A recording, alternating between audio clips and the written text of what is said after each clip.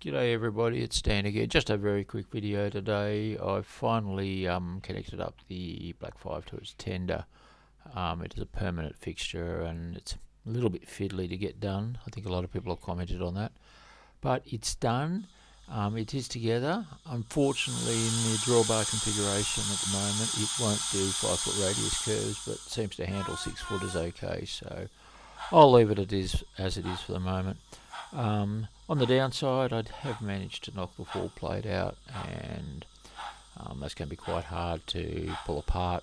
I may yet extend the drawbars so I can get it round. I know these models will do a second radius curve. It's about just over a metre. Mine curves are down to 5 feet, but the cylinder draincocks are already interfering with fouling the bogey, so I probably won't worry about it. I'll just live with it as is, and it can be in the pile of locomotives to run when I've got somewhere to make a layout with wider curves.